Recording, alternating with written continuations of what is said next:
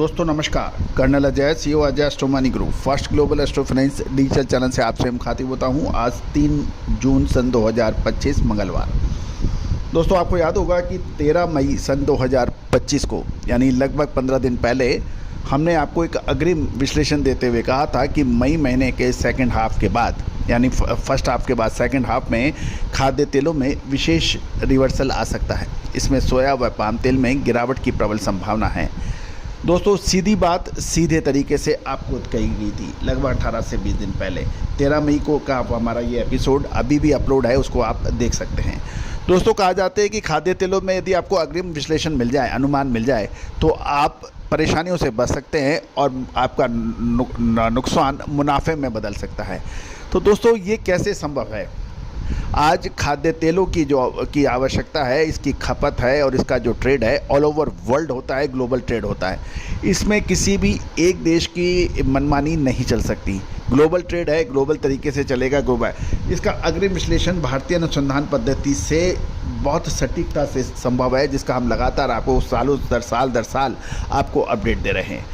आज Argentina, Brazil, Indonesia, Malaysia, America, Nepal, Bhutan जैसे सभी देश भारतीय अनुसंधान पद्धति का फ़ायदा उठा रहे हैं। आप कब उठाएंगे? बात करें, चर्चा करें। नंबर स्क्रीन पे दिए हुए हैं। जानिए रिपोर्ट विस्तार से कि सीबोर्ड सोया ऑयल में लगातार गिरावट जारी है और अमेरिकन बायोफ्यूल पॉलिसी और फंड बिकवाली लगातार कर रहे हैं। जानिए रिपोर्ट विस्तार से। दोस्तों खबर निकल के आ रही है कि मंगलवार को सीबोर्ड सोया ऑयल 2025 कॉन्ट्रैक्ट 0.61 सेंट घटकर 46.28 सेंट प्रति पाउंड पर बंद हुआ। ग्लोबल ईडेबल ऑयल की पर्याप्त सप्लाई और अमेरिकन बायोफ्यूल पॉलिसी की अनिश्चितता से यानी अनसर्टेनिटी से बाजारों पर प्रेशर देखा गया। सोमवार को यानी कल कमोडिटी फंड्स ने लगभग 3000 कॉन्ट्रैक्ट्स बेचे, जिससे बाजार सेंटीमेंट और कमज़ोर हुआ और साथ साथ व्हाइट हाउस द्वारा छोटी रिफाइनरीज की लंबित छूट एसआरई को मंजूरी देने पर विचार करना, ऐसी बाज़ार में बात आ रही है, जिससे RINs, एथनॉल और सोया ऑयल की मांग कमजोर पड़ सकती है, ऐसा मानना है फंड्स का। क्रूड ऑयल की मजबूती के बावजूद सोया ऑयल की कीमतों में दबाव रहा, ये सबसे महत्वपूर्ण बिंदु है। WTI क्रूड ऑयल कल 27 मई को $60.89 से बढ़कर $62.98 हो गया है। ये एक बहुत बड़ी अपवर्ड मूवमेंट थी। उसका प्रमुख कारण अंतर्राष्ट्रीय बाज़ारों में जियोपॉलिटिकल टेंशन लेके अनसर्टेनिटी बढ़ गई, जिससे सेफ हेवन एसेट्स जिसमें सोना चांदी शामिल है और कच्चे तेल के अंदर अचानक आग लग गई और वो तेज़ गति से ऊपर बढ़े। जियोपॉलिटिकल टेंशन से क्रूड मजबूत रहा, लेकिन सोया ऑयल की मार्केट की कमजोरी उसके बावजूद देखी गई। दोस्तों ये सबसे विचारणीय बिंदु है, अन्यथा क्रूड ऑयल की तेज़ी का असर खाद्य तेलों पर भी पड़ता है। ये सर्वविदित है।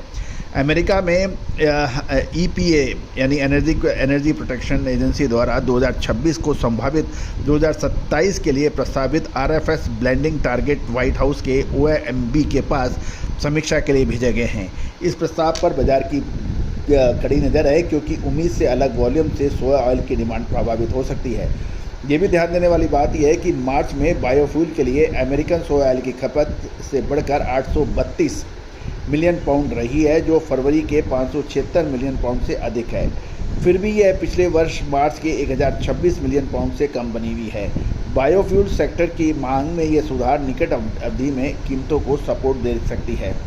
आइस कैनोला वायदा में भी गिरावट दर्ज हुई और जुलाई कॉन्ट्रैक्ट $24.50 घटकर $686.60 प्रति टन पर बंद हुआ।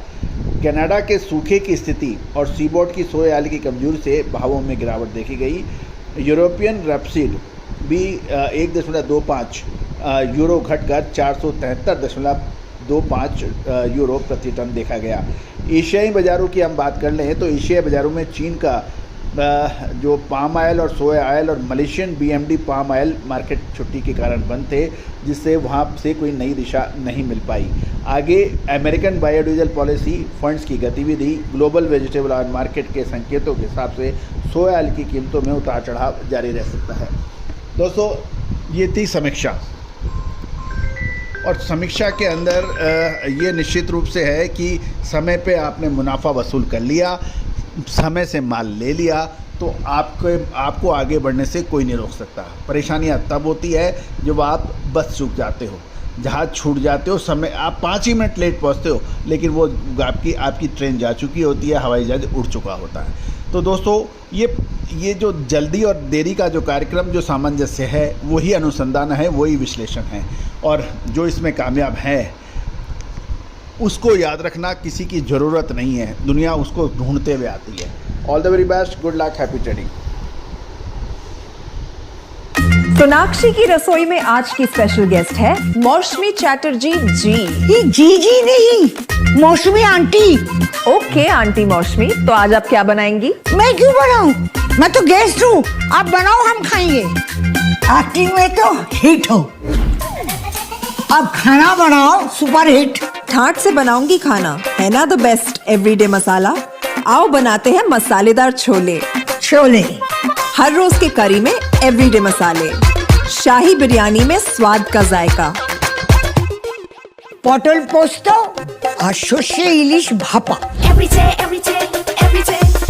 everyday spices. साफ मसाले, खुशबू और प्योर झांझ, टेस्ट से भर दे हर जुबान पे स्वाद। एवरीडे मसाले, देश का स्वाद।